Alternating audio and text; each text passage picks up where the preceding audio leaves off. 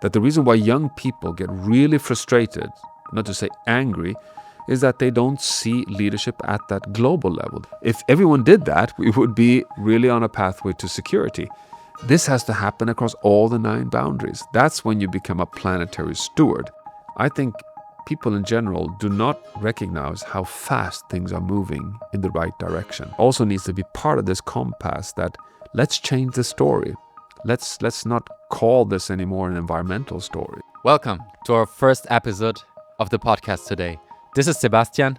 And this is Samuel. And we're here at the Potsdam Institute for Climate Impact Research today. We talked to one of the 2 co-directors, Professor Johan Rockström, who is one of the most famous researchers on global sustainability. He co-founded the Planetary Boundaries framework, which was published in 2009 and consists of 9 components vital to Earth's stability. We talked with him about the vision for the future of planet Earth, as well as a compass we individuals can use as a guidance for our daily life decisions. We got great insights. And we hope you enjoy.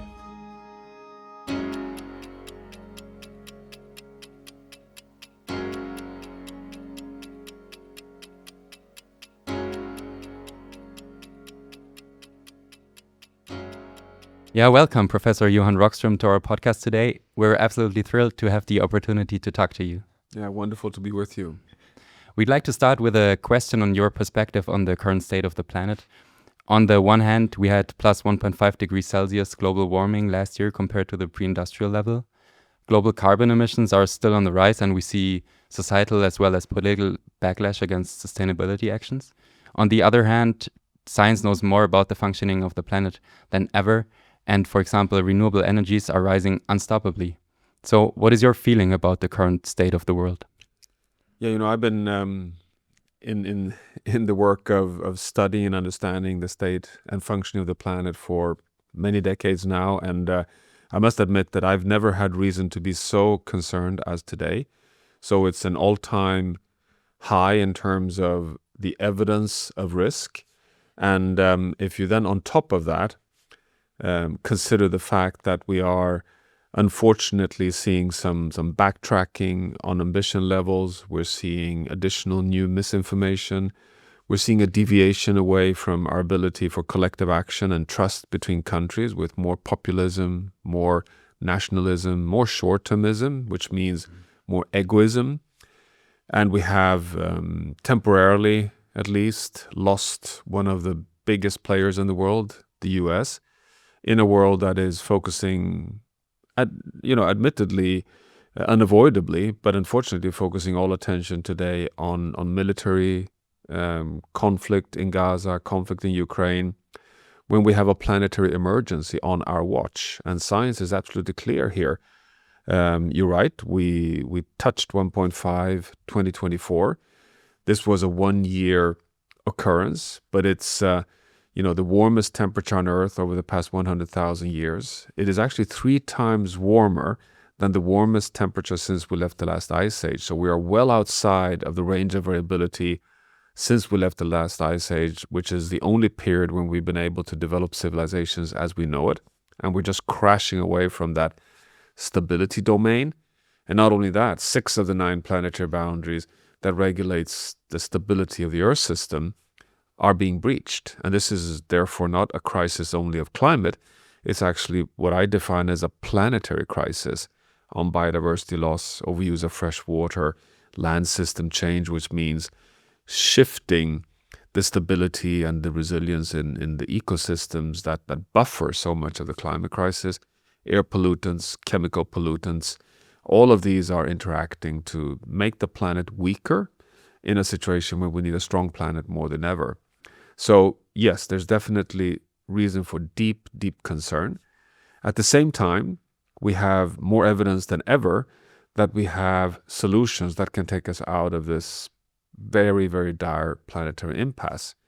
And these are solutions that not only can be scaled across essentially all sectors, we also have evidence that if we implement them away from the fossil fuel-driven, planet-damaging logic we're running today, we will come out as winners. We will have a more secure, healthier, more modern, stable, and actually more prosperous with a higher degree of equity than in this current situation. What does that mean? Well, to be honest, it leads to even more frustration. So we have here a situation of rapidly escalating planetary risks. And on the other hand, we have solutions that we can implement that makes us winners if we implement them, and still we're not doing anything. So of course it's not only a situation of high degree of concern as a scientist, it also is a situation of high degree of frustration as a human being, as a citizen in a situation where we need to act fast and we have the solutions to act, but still we're not doing it. And this is why we scientifically are really trying to step up our communications to say, look here, we better get going with solving this crisis. Yeah, thanks for this perspective. And you have a lot of experience there since you've been in a leadership position of numerous institutes and organizations. You were also among the top 100 most influential people in 2023, included by the Time magazine. In what area, I would be interested, do you think you're particularly influential? Yeah, it's a good question. And of course, it was a surprise and, of course, an honor to be on the Time 100 list. But why did I make it into that list? I think it probably is this patient and persistent efforts of trying to get the scientific facts on the table, and particularly perhaps the efforts I've been making over the years to try and bridge science, not only with policy, but particularly science with business. Because we see, in 2015, when the world finally came together to sign the Paris Agreement, the legally binding global agreement to hold global temperatures well below 2 and aim for the 1.5 degrees Celsius landing zone, we know that one very decisive reason why the politicians in the world finally signed on to this agreement was actually because business came up as one voice and said, look here, we are deeply concerned about the risks we're taking, but we're also ready to contribute and align our businesses with science as long as policy also puts the framework so that we can actually know in a competition-wise fair way how we're going to navigate the global markets. So from that point on, from 2015, because after 2015 we know that policy actually did not step up and deliver, so there's a big disappointment with the political leadership in the world, but business actually stayed on track across essentially all sectors in the global economy. And I've been spending a lot of time in trying to really bridge the scientific evidence, not only on risk, but also on solutions with business leadership, car industry, heavy truck industry, food and retail, built environment, big consumer companies around the world. And of course, also doing this, with associations of business. So if you think of the World Business Council for Sustainable Development, the World Economic Forum, the We Mean Business networks. So I think this has, under the radar in a way, because it's not been so much in the public domain, meant quite a lot in terms of giving the confidence, not only for, powerful actors in the economy, but giving the confidence also for our elected leaders that, look here, this is not only academics standing here saying that, we have a problem. It's also business leaders saying, we have a problem and actually we can fix it and we can actually earn money from that transition. We can actually make a better pathway for our societies. And that would not have been possible to do as scientists alone. But I think the science-business bridge has in a way enabled that, and I've been trying to facilitate that kind of bridge.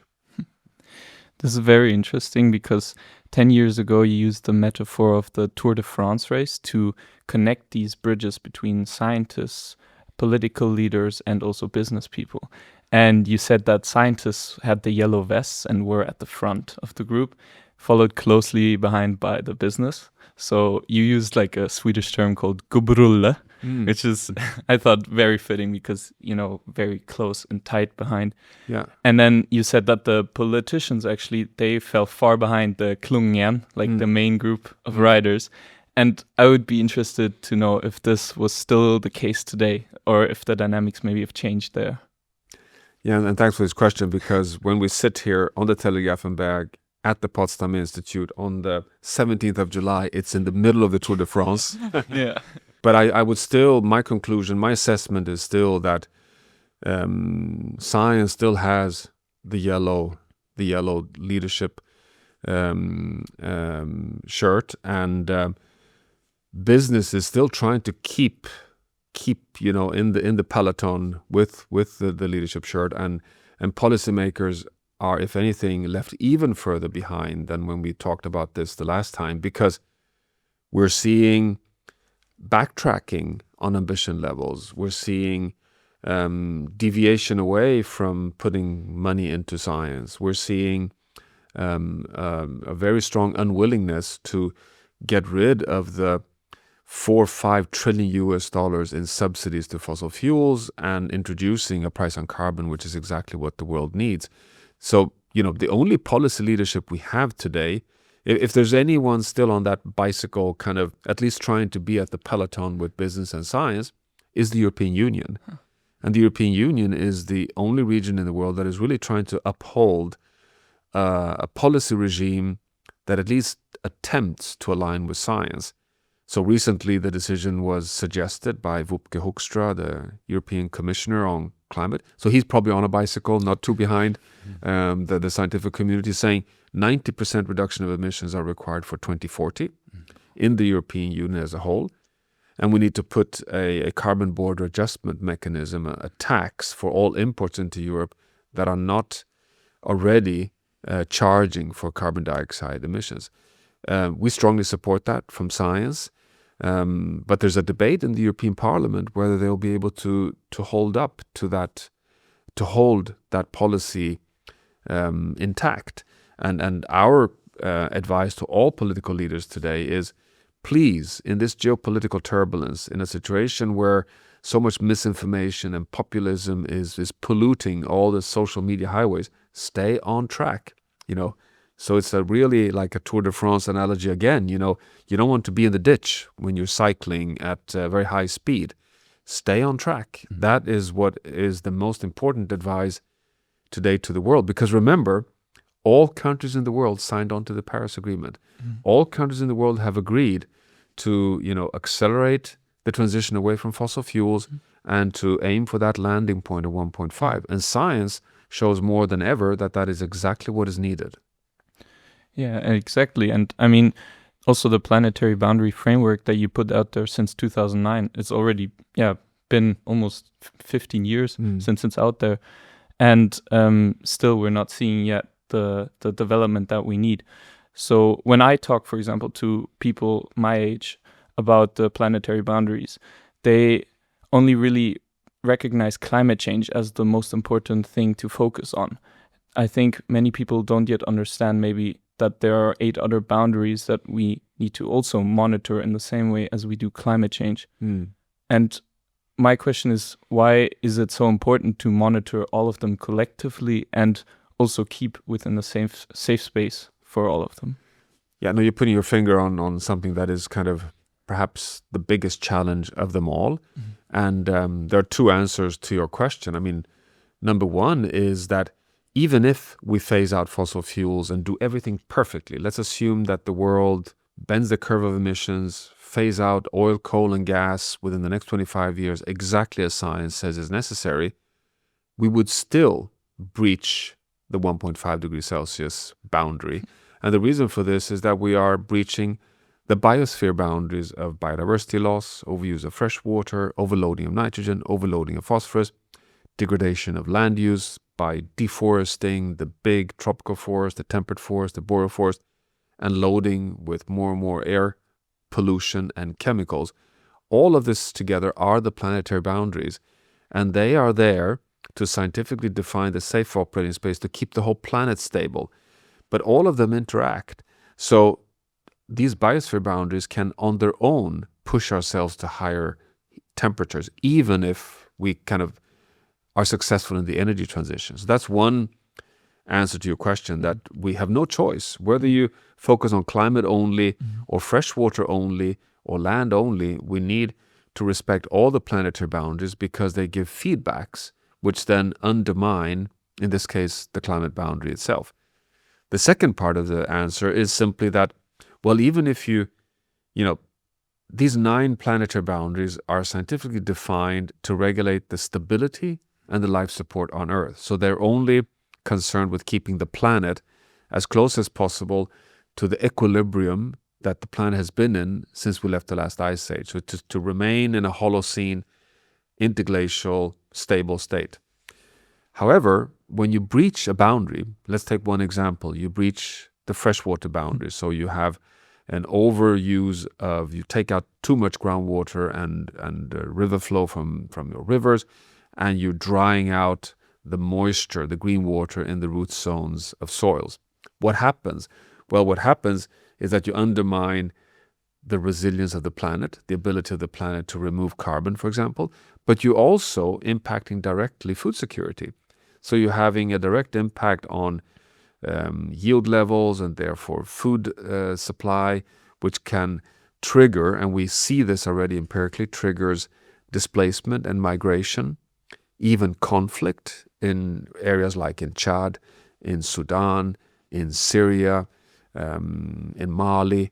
This is a direct domino effect. So breaching planetary boundaries both destabilizes the planet, has feedbacks on climate, and undermines stability in societies. So it has multiple implications, which is why I argue today that we have unequivocal scientific evidence that for us to be successful in pursuing sustainable development, I mean, just to have equitable, prosperous development for any society, whether you are in Southern Africa or in Germany or in China, you need to have a planetary boundary perspective. You have to account for your investments and your developments within all the 9 planetary boundaries, because they will all send invoices back to you if you fail. So it's not even a choice anymore. To close, 100 years ago, it perhaps was a choice, because then we had not breached the boundaries and we did not know that there were boundaries, because we were still what I call a relatively small world on a big planet. There was, even unsustainable development was quite forgiving. We could continue cutting down trees, we could overfish the oceans, we could even pollute the atmosphere, we could even lose ice. It didn't kind of hit us back because there was still redundancy in the system. Today we have the 6th mass extinction of species. There's no more tree biomes that can be lost without risking a tipping point. We've overfished the oceans. The atmosphere is saturated. It cannot take more pollutants. We cannot lose more ice in the Himalayas without affecting freshwater supply in Pakistan. We've simply, what I call, reached a saturation point. There's no free space anymore. So the only pathway forward is a sustainable pathway. We have to simply be so smart that we can thrive within the safe operating space. The thinking which has been dominating 150 years of development, that this idea that you can have infinite unsustainable growth on a finite planet, that journey has ended. There's simply no space for that anymore. Yeah. And I mean, you briefly mentioned tipping points. So without this buffering capacity of the planet, will the invoices that we get from these 9 planetary boundaries, if we transgress one of them or 2 of them, will they have the same weight, and will they come back to us in the form of tipping points? Or, I mean, how can we imagine this? Like, what does it mean for us as humans or the world or the planet if we transgress these boundaries individually or collectively? Yeah, no, that's not only an important question. I would argue it's still a scientific question, because we don't have the full answer. But in broad brush painting, I think you can argue that, so we reached a saturation point, yes. However, we're still in a linear impact phase, meaning that temperatures are rising, biodiversity is lost, we're overloading with pollutants. But still, what we are impacted by are extreme events like droughts, floods, heat waves, fires. We see some disease patterns changing. We know that zoonotic viral disease outbreaks like pandemics, like the coronavirus, are risks that increase. Heat waves are increasing. But we're still on a linear relationship. So more damage, more impact, but it's linear. The big scary risk is that we cross tipping points, which means that things become nonlinear, meaning that you suddenly get an accelerated rate of sea level rise, or sudden collapse of rainfall systems, or sudden, unexpected extreme shifts in the accelerated loss of freshwater supply, because suddenly the moisture recycling in the rainforest stops, and suddenly you start shifting the system to a savanna, and it will potentially go very fast. That we've not seen yet. We say that scientifically we have signs that we're approaching this point very fast, actually so fast that we cannot exclude that we can cross some of these tipping points within the next decades. One tipping point has likely already been crossed, which is on coral reef systems, which we're seeing the 4th global bleaching event right as we speak, which is causing coral reef systems to fall over a threshold and irreversibly go from hard coral systems that are nurseries for fish that are livelihoods for over 200 million people to soft algae systems that get eutrophied, lose oxygen, and lose diversity in their marine systems. That we're seeing happening right now. That is an immediate effect, which is much more dramatic than this kind of linear impacts. So you're right that the invoices which we're experiencing so far, I would call them the small invoices. The big invoices are still ahead. I would like to ask again on the impacts we see due to climate change. And you mentioned many countries of the global south, they're facing stronger impacts, whereas countries from the global north has more, especially financial opportunities to deal with these impacts. How does the aspect of justice come into play in the planetary boundary framework? Yeah. Well, to begin with, the planetary boundary science is defined only based on Earth system science, and it's only preoccupied with the stability of the planet. So we don't quantify any of the boundaries based on human impacts or human needs. So admittedly, it's completely disconnected from justice. That said, I argue, but admittedly I argue as a natural scientist, that the planetary boundaries is the ultimate definition of justice. The right of every human being to be born on a livable planet, on a stable planet. However, my dear colleagues and friends in the social sciences tells me that justice, correctly, has many, many more and more severe and more important, or not more important, but complementary additional dimensions. So we have, through the Earth Commission, which is an initiative that I took a few years back to establish, a global science mechanism to do assessments of the planetary boundary science, where we introduced also social science, where we brought in justice. And justice has so far been assessed from the perspectives of what's the highest level of acceptable harm levels to people, acceptable in the sense, when do we breach unacceptable levels of harm to people, meaning whole societies, whole communities, or whole regions being impacted in unacceptable ways. And when you do that assessment across all the boundaries, actually all the boundaries, we've only been able to do it for 6 of the boundaries, you find, not surprisingly, that you hit the justice boundaries before the physical boundaries of a stable Earth system. So, in short, people can cope with less from a justice perspective than the planet can. So, for example, not surprisingly for climate, the planet may still remain within a Holocene-like state all the way up to 1.5 degrees Celsius of global warming caused by us humans, but the social sciences assess that already at 1 degree Celsius, you pass the just boundary. Why? Because you have, potentially 1 billion people affected by life-threatening heat waves. You have hundreds of millions of people affected by storms and salt intrusion in coastal zones, water scarcity, food insecurity. So impacts that clearly exceed acceptable levels of harm.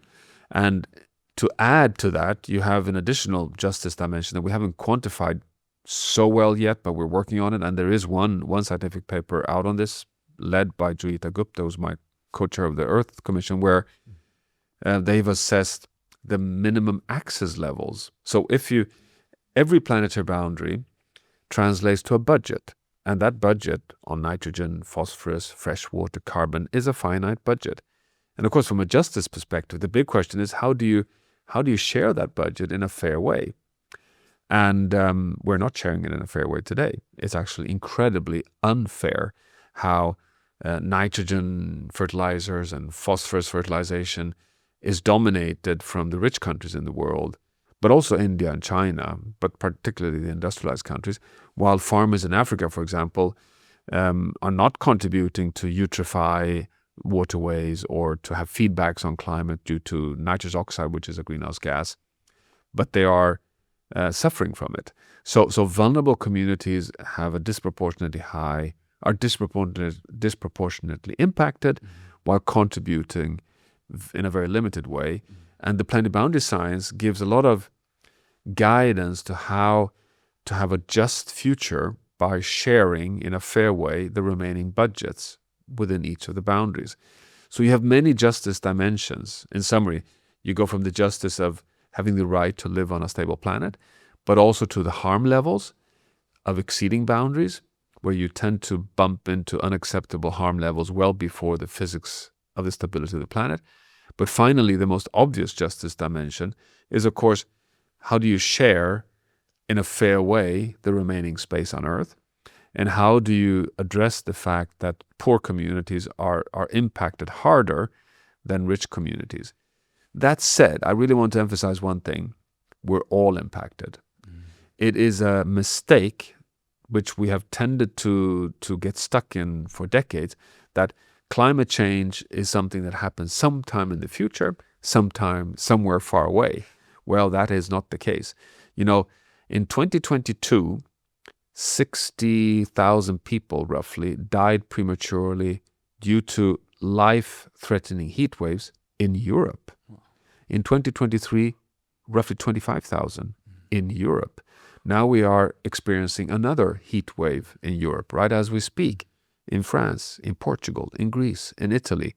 The numbers are not counted yet, but we are seeing that the impacts of a destabilizing Earth system is hitting across the entire planet. And admittedly, it's hitting hardest on those who have the least means of coping. But we're all in the same boat, and we're all impacted. And we all have to act, therefore. We all have to act. Thank you. And of course, there are many other talks and interviews with you out there that explain the planetary boundary framework in more detail.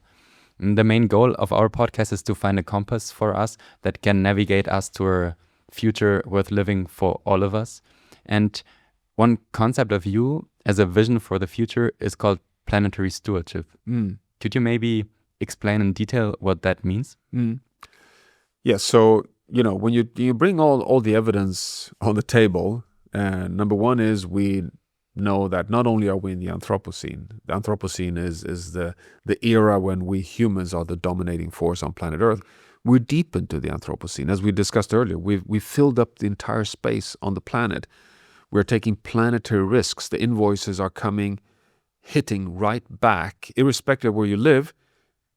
What's happening in different corners of the planet is impacting you. I mean, you can be in Berlin, but you have fires in Indonesia, and this is now coupled through the atmosphere because we've reached a warming level that we're all impacted simultaneously everywhere on the entire planet.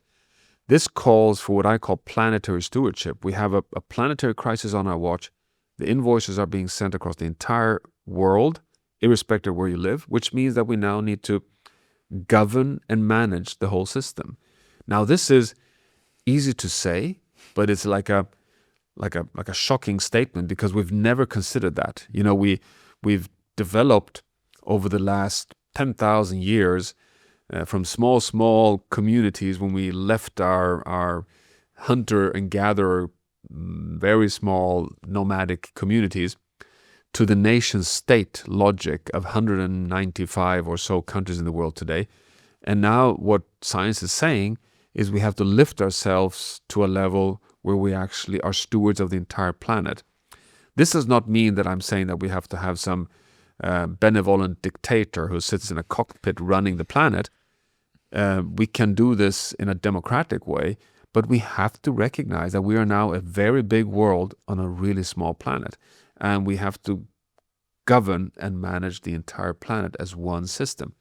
What does this imply? Well, I think, for example, it requires that you put the planet right at the center of the United Nations Security Council, that you should have planetary risks as central as military risk and conflicts, which is today the only thing we talk about in the United Nations Security Council. I mean, even though both Germany and Sweden and a few countries have tried to get climate change into the Security Council, because it is a security risk. It's not an environmental risk anymore. But it also means that we have to start accounting across all planetary boundaries. You know, the only boundary where we're starting to understand the need for planetary stewardship is on climate. You know, the Paris Agreement of 1.5 degrees Celsius does translate to a global carbon budget. And that budget is actually translated to pathways. So when the European Union says 55% reductions by 2030, 90% by 2040, that is planetary stewardship. This is Europe recognizing this is our share of the cake. We have to take responsibility of this part of the global budget, and we need to follow this pathway for a safe landing within a safe operating space on planet Earth. Ta-ta, very good. If everyone did that, we would be really on a pathway to security. This has to happen across all the 9 boundaries. That's when you become a planetary steward. And to face up to that, I've been interacting with many business leaders over the years, and one of those who got most inspired and inspiring me back is Sir Richard Branson. And together with Sir Richard, we've launched the Planetary Guardians. And the Planetary Guardians is inspired by something called the Elders, which was led by President Nelson Mandela, who sadly is no longer with us, but the freedom fighter and the president in South Africa who dismantled apartheid. And they were the elders who still exist behind the scenes, helping to be voices of reason in situations of crisis, in different social situations across the world. And the Planetary Guardians are the same, but for the planet, meaning voices of reason, ambassadors for the planet. The difference is that here we have different walks of life, from youth voices like Cia Bastida from Mexico, to former President Santos of Colombia, to business leaders like Paul Polman, and indigenous voice representatives like from Hindu Ibrahim from Senegal. So there's an interesting effort here, getting science informing guardians to argue for planetary stewardship. One of the concrete examples or ideas from the guardians, who are informed by the Planetary Boundaries science, where we, by the way, release every year a planetary health check at the New York Climate Week, which is basically communicated to the world by the guardians, is the idea of suggesting that every country in the world should have a chief planetary scientist. So if you would have next to a prime minister or president in every country a scientist who has as only task to connect to all the evidence in the world and keep an eye on the planet, this could be one contribution to try and align politics a bit more with science. And of course, this is inspired by the fact that you've had chief scientists in the White House, no longer, but we've had that before Trump took office, but also in the UK. So this is not a complete fantasy, but this is an example of planetary stewardship. But if you break that down into like also the people maybe who don't have such a powerful voice or are in the field of science, everyday people of everyday life, how can we connect from the top to the bottom, make this like a whole working system? I think maybe once he mentioned like bottom up kind of localized policy or localized regulations and then mitigate it from above. I don't know, maybe you can refine that a bit, but yes, it's I think we sometimes do a mistake to kind of that we tend to argue that it's either local action or it's global action, and that as if these are contradictory strategies. I think it's completely the reverse. I think we need to do both, but also recognize actually that if there's any gap somewhere, if you look at all the scales from local action to communities, to companies, to countries, to regions, to the global level, where is the biggest gap? Well, the biggest gap is at the global level. It's if there's any place where things are not adding up, it's at that global level. And I'm absolutely convinced, I have no evidence for this, but I'm absolutely convinced from all the interactions I have that the reason why young people get really frustrated, not to say angry, is that they don't see leadership at that global level. They don't see that the adults in charge at this time step on planet Earth are really delivering so that things add up at the global level. It doesn't matter, why should I do anything? Because nothing happens over there. And I think this is the big mistake. So I definitely support that we need to have local action, we need to have awareness, we need to have engagement and pressures from below. But at the same time, we need leadership. And we don't have the leadership today. We need, Secretary General Antonio Guterres, who is one of my heroes, but he's basically calling out in the void. He's screaming for global collective action. And he doesn't get the countries to really step up.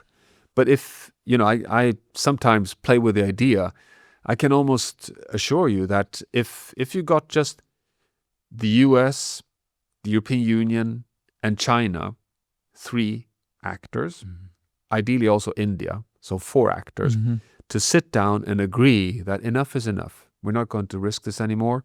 We're going to reduce emissions by 5% per year, and we're going to return within the safe operating space by transitioning the food system. And we're going to do this now for the health and security of our citizens. Just those 4 could tip over the logic on the entire planet, which would create a lot of confidence from below. You would have people saying, yeah, finally those numbers the curves are actually bending. And not only are they bending, it's not hurting. It's actually giving us cleaner air, more secure supply chains, and even new jobs and economies that are actually thriving. So, there's something here that is failing, and I think it has to do with this lack of our ability to connect from the local to the global.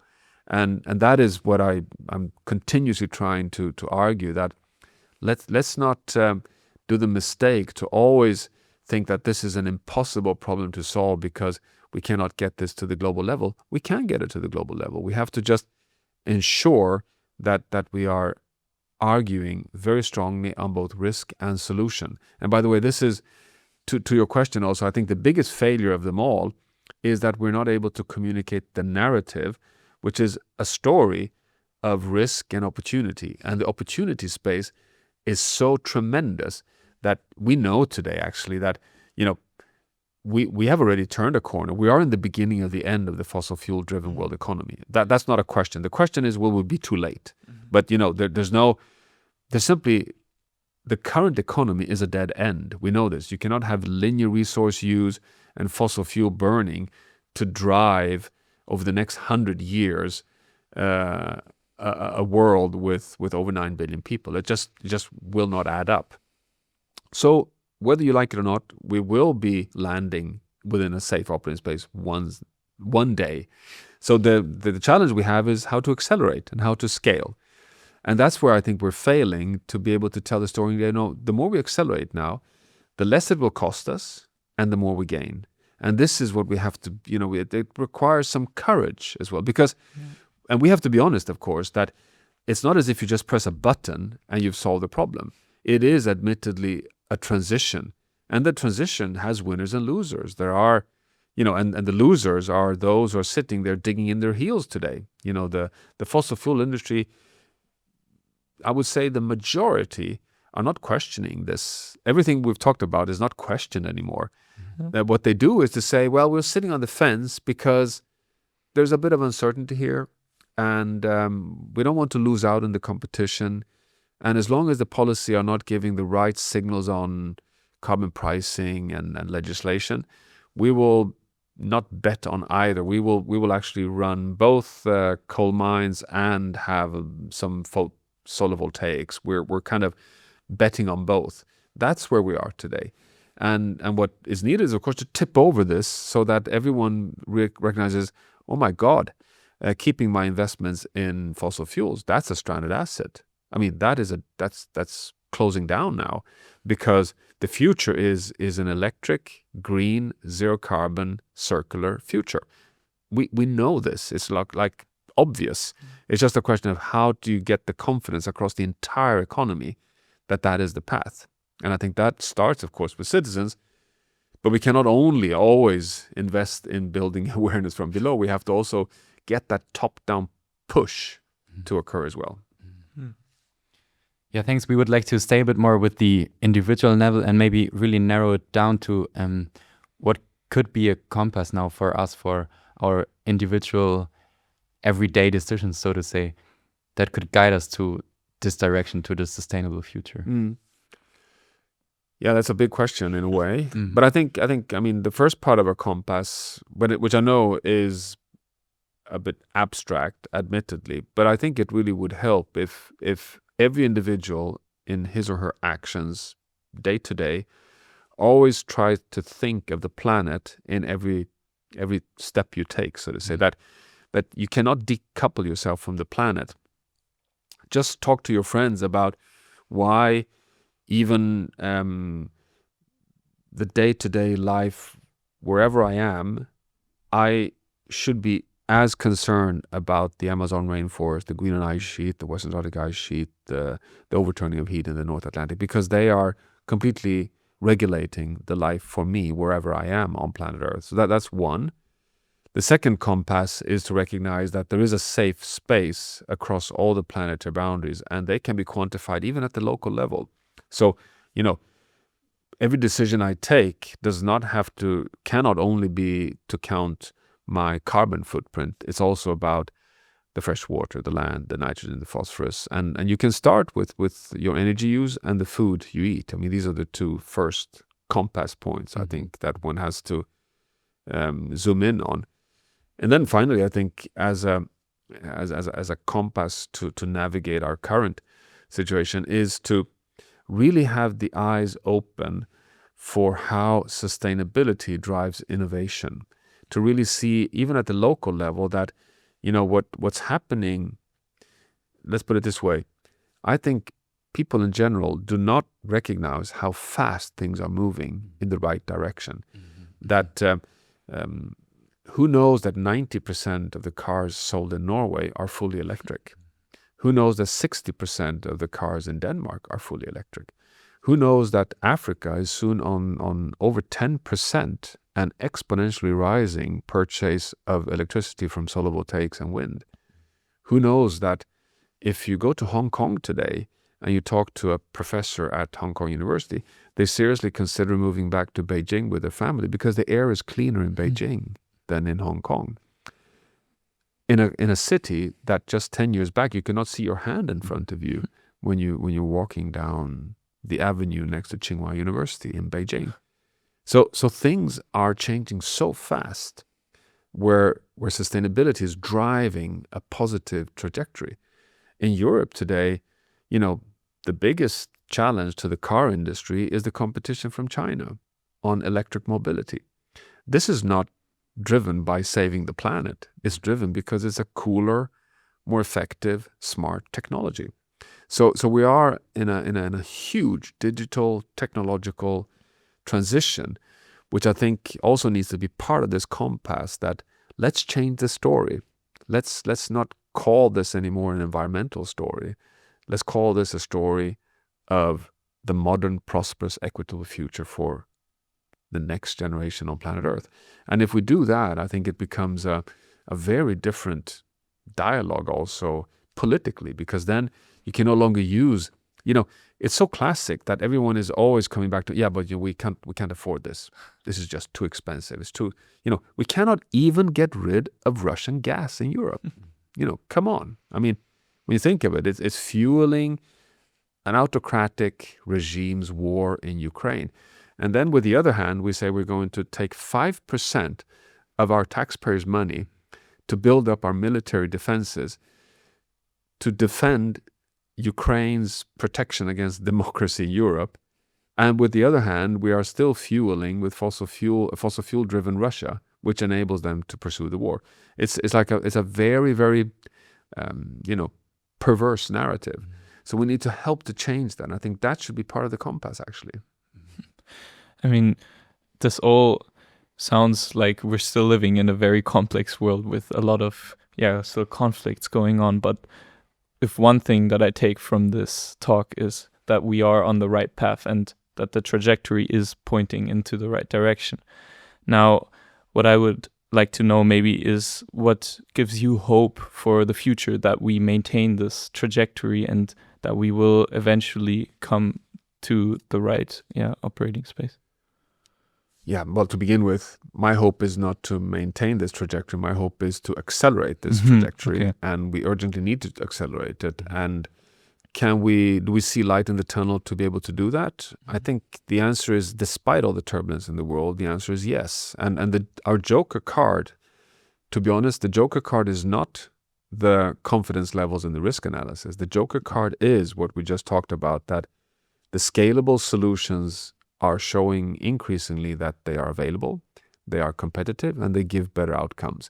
And I think that will in the end be the tipping point that kind of inevitably forces political leadership and economies to you don't have to be 100% convinced that you're ruining the planet to save the planet. And that's quite good.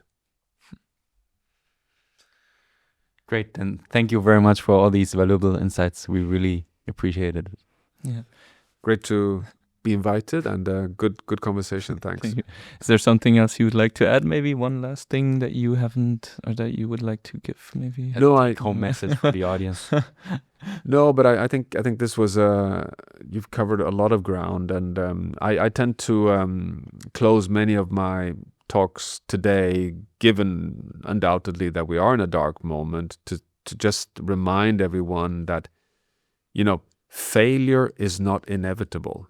Failure is a choice, and it remains a choice. That's what science says. The window is still open to be able to have a manageable, even prosperous, equitable future for humanity.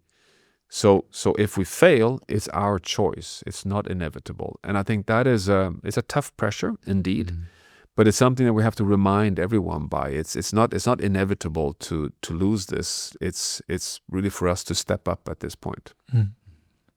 Well, I hope we can step up, and I have every confidence that we can manage this together. And with that, we would like to thank you so much for talking to us today. Yeah, thank you.